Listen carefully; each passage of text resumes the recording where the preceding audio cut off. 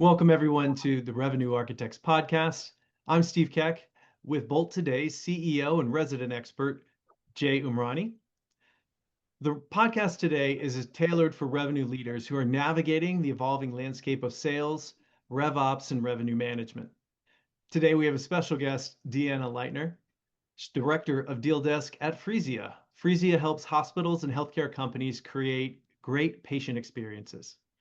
Deanna, welcome to the show. Thank you for having me.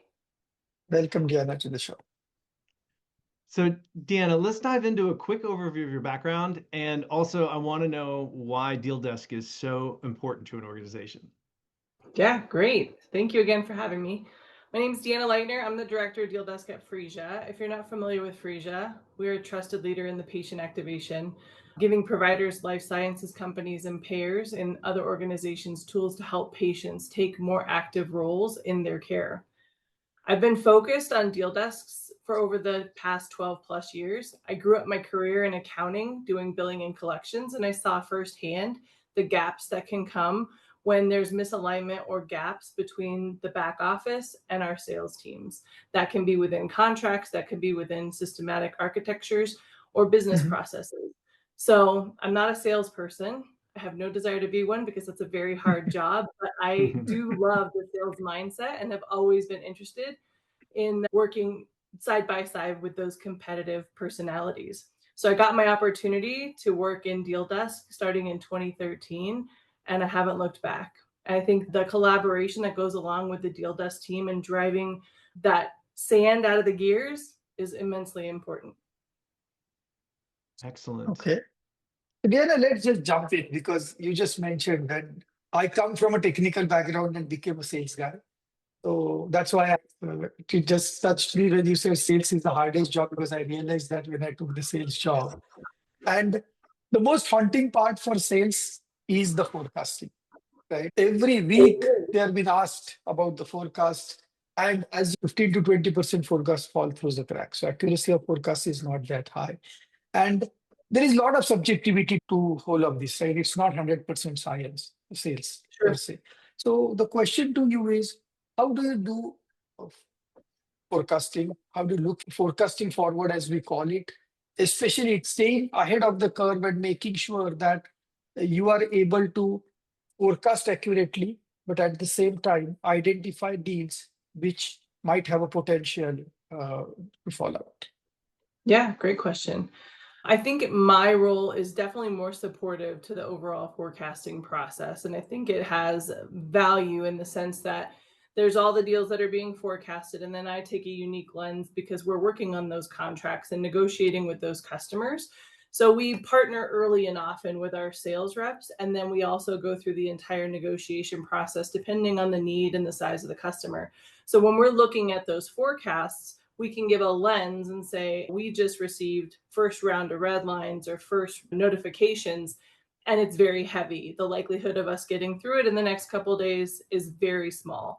Or we have a good runway, we have all hands on deck. So I think for us, it's important for us to be part of the process because we want to make sure everybody's in the same canoe, rowing in the same direction, even if it's something that maybe wasn't a commit and was a best case, and we're quickly moving it in to maybe fill a gap. That way everybody's on the same page. Okay. So how does Deal Desk prioritize the win rates, getting faster sales cycles? You're saying you're working through red lines and things like that. So I guess first, can you give us a differential between what Deal Desk or how Deal Desk either supports both RevOps and sales?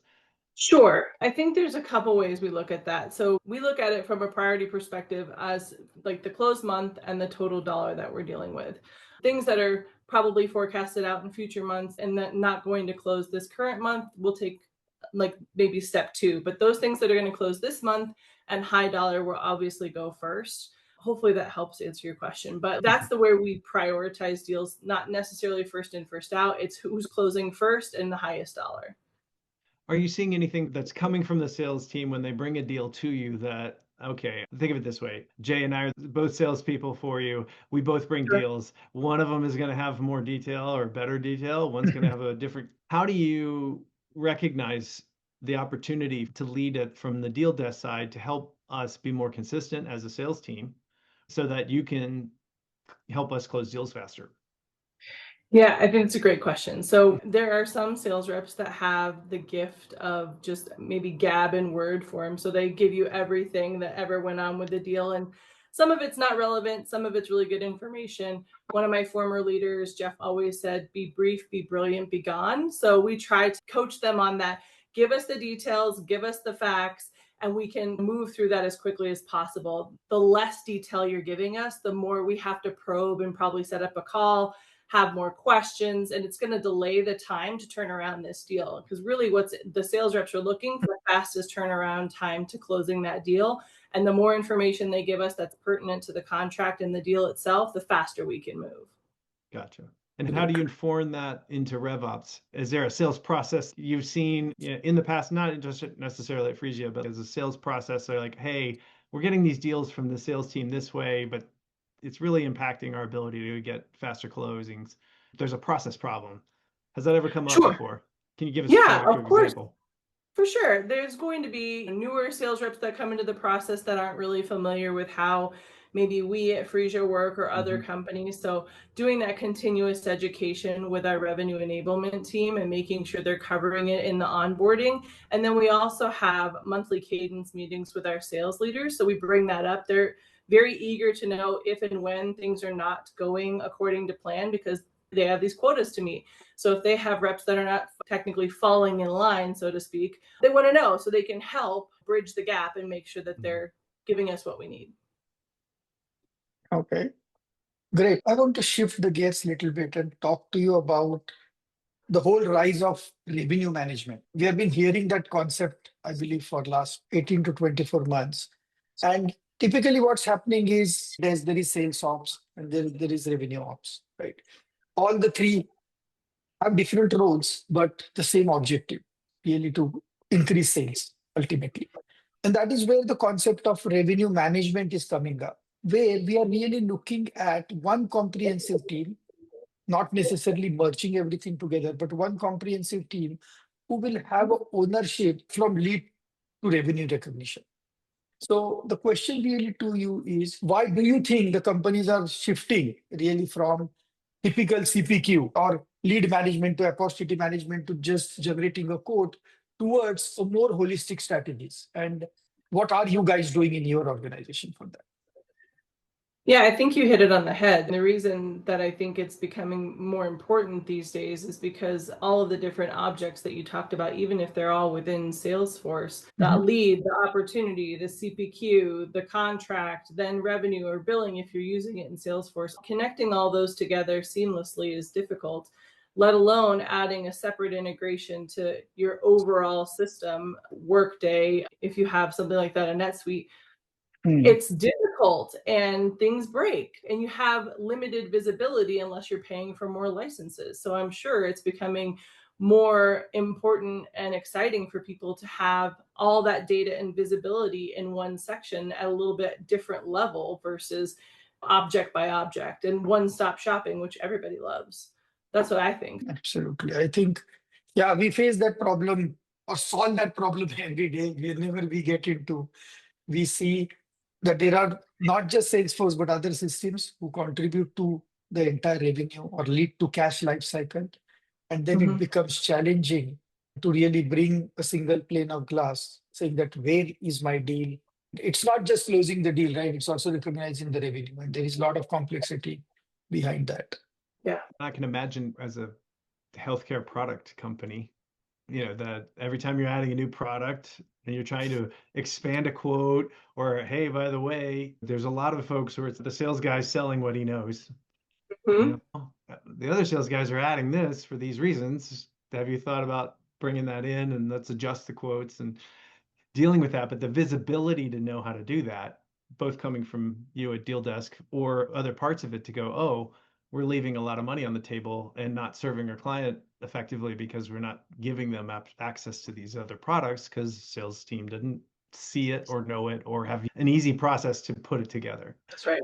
Yeah. That's definitely, I think the movement of data, the speed at which you can get better access to data is driving a lot of this. But let me ask you though, when it comes down to owning revenue execution, you seem in your role at Deal Desk, how do you own the revenue execution. What part of that? And then who takes it on from there to make sure that all of this is happening in the right way, especially around, I think, like margin control. I'd imagine I want to come in and sell a deal at whatever I can get it to close at, but that's not always the best choice for the company. And I imagine that's part of where you have to find that sweet spot to make sure that deals close, but still make money. So talk to us a little bit about that. Yeah, I think so. There's accountability and ownership for the revenue process. Like ultimately, it's a CRO or the head of Rev Ops or commercial ops, whatever the organization has. They're responsible and accountable to make sure that we're executing on that revenue goal. But for myself, we start in Deal Desk at Phreesia at the opportunity. So anytime the sales rep needs our help, we'll start as early as the opportunity stage and go through all the way through contract signature, where we hand the baton over to our accounting and billing teams. So all through that process, we're responsible for making sure that the system is working appropriately, that we're thinking outside the box, that we're being inquisitive on how something can work differently. Is there a better way to do something? What's causing our sales reps problems with our contracts in the system today? Or is there a pricing structure that we need to contemplate, all the way through opportunity to contracting? So also in that vein, not just systematic, but we're also responsible for making sure the process that supports the systematic work is strong and is being adhered to.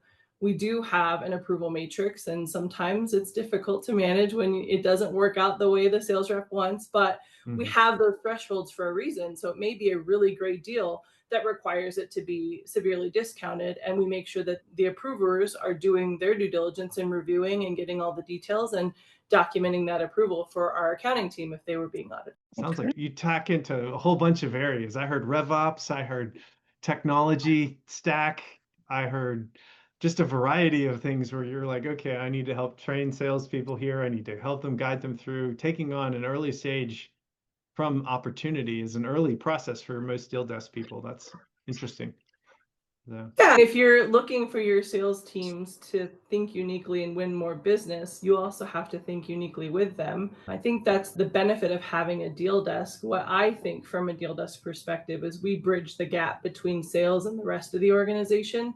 So while I may report up through commercial operations, I am responsible for making sure my head of legal is happy at the end of the day. My head of sales is happy at the end of the day. My CFO is happy. I have dotted lines to each one of them. So my team has to think like Switzerland and make sure everybody's happy and we have the best deal that comes out the other end. Gotcha. So let's shift to a topic of great interest to me personally, because I'm a resident Salesforce architect. But I'm very curious to know from revenue leaders that how do you design a modern revenue stack on Salesforce? Salesforce has changed a lot and been customized a lot, used a lot. So talk about it and talk about when like data cloud, revenue cloud are really coming into discussions. And if yes, where do you guys really see value of it? Or if you don't see a value of it? Yeah, I think there's definite value. But when I start thinking about developing the right architecture, I go back to I've always been in SaaS, but my days in supply chain SaaS, there's what's called the perfect order. It's a composite metric that assesses the overall success of an order fulfillment, ensuring customers got what they wanted, the right product, right quantity at the right time. So same thing for building an architecture. You can't achieve a high performing revenue stack or system performance without having a solid process at its foundation. Process first, then system architecture, which is super important for me here at Phreesia and my previous companies, making sure that everybody understands the process. And then it's just easy to lay on top, designing a modern stack of revenue enablement in Salesforce that has intelligence, it's systematic, built on strong business processes, and ensures the right people are performing the right activities at the right time. Very cool. I would say this, you came into Phreesia, it was already there. Systems were there, things like that. And most people don't get to start from the scratch. And that's fine. That's just part of it. What sort of things do you feel that you needed to be able to contribute effectively and see the changes that you thought need to be made in order to be successful at adapting a tech stack that has to adapt over time? Sure. I think that's a really great question. When I came into Phreesia, It looked a little bit different. We didn't have the traditional deal desk structure that we have today. There were a couple team members that were reviewing deals, making sure things were ticked and tied from a contract perspective, but nothing really in the system that kind of follows along the contract along the way to then hand over for billing to just drop the invoice for the customer. So we had to build that out and make sure that these cross-functional team members knew that we were going to, one, do the contract at the same time of the quote, which ultimately started with our sales reps. That was a really hard shift for them where they may be able to start with a quote, but never had to submit it. It just sat there until they signed it, and then somebody would move it for them. So now we're having them move it along in their sales stages so that it increases visibility and reporting. We can see where it is in the contracting space. And then we can see how many iterations we've had to do if there are multiple bites at the apple from a negotiation perspective. So we had to build that trust with sales. I didn't come in day one and be like, this is how it's going to be. Had to earn their trust and work on deals with them side by side, and then evolve the process to be like, hey, it would be great if you could update your quote, add your products, include the pricing that you want, and I'll go facilitate the approvals if needed. And so it's evolved definitely over almost the last 4 years. It's running really smoothly so far, but nothing's ever perfect. And I tell my team, if you're comfortable, wait 5 minutes, I'll probably change something. Excellent. I think one question we have to ask, otherwise the podcast won't be complete, is definitely about AI. There is so much of talk, so much of hype, and so much of things going about it.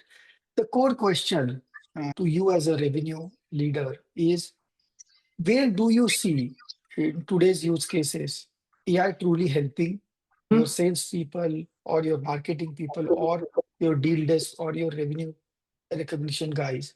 And also name any tools, AI products that you have found useful, which I think our viewers will also love to know. Yeah.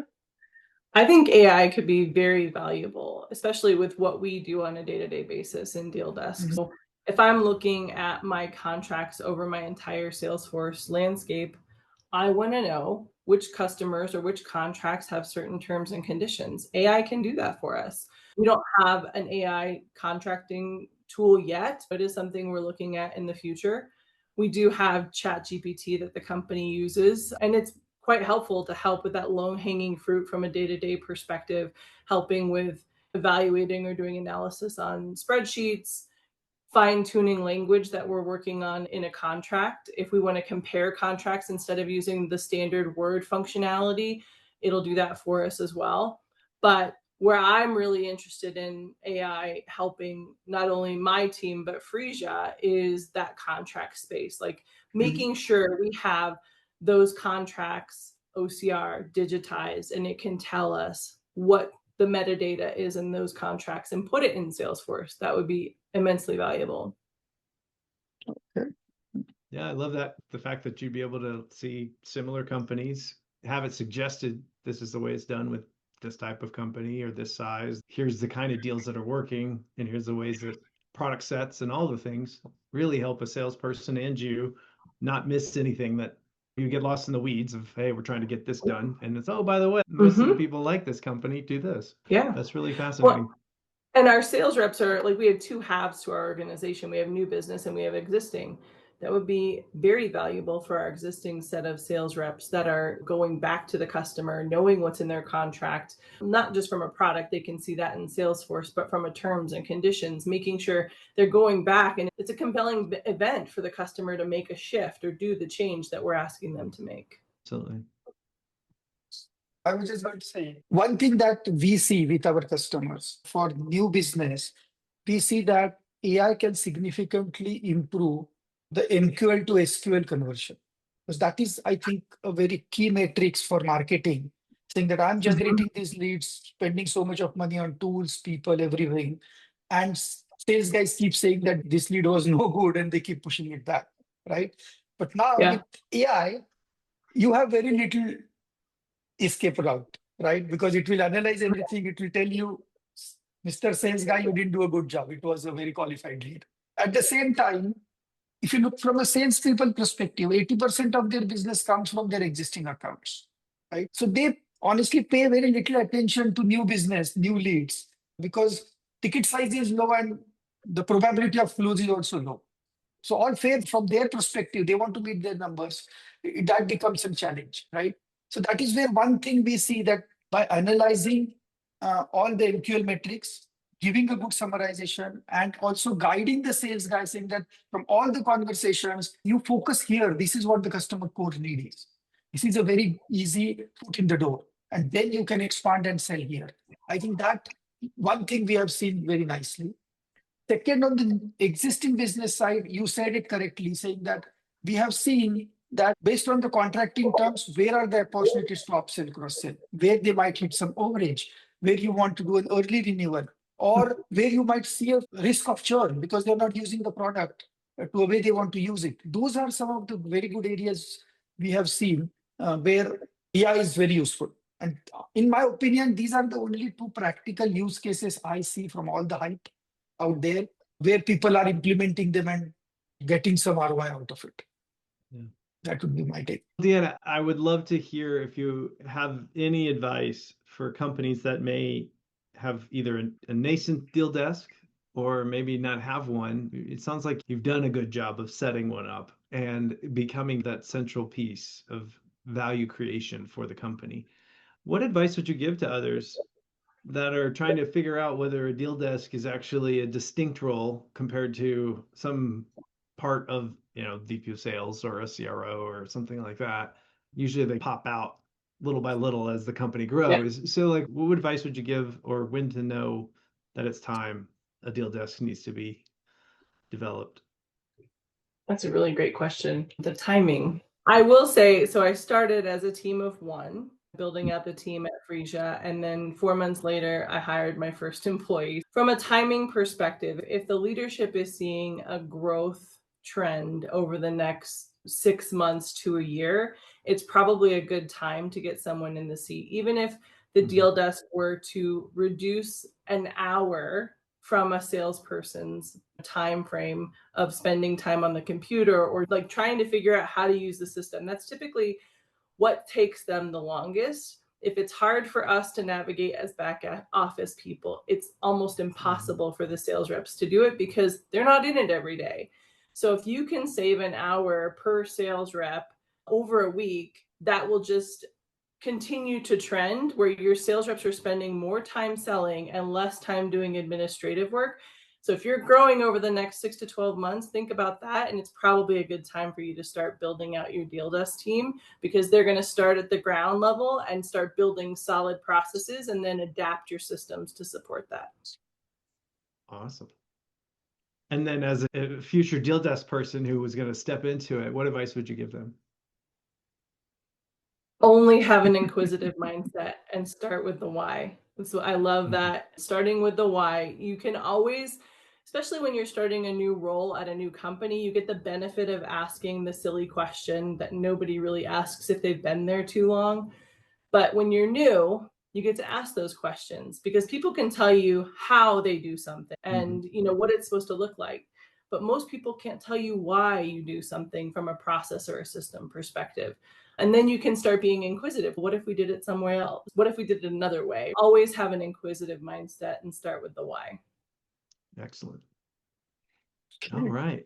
We thank you so much for coming here to share with us the value of a deal desk and what you bring to the table. And we just are so grateful that you came to join us on the Revenue Architects podcast. Please subscribe and tune in as we bring more revenue architects to your front and center so that you can figure out how to develop and design your revenue going forward. Thank you so much. And have a great day. Thank you.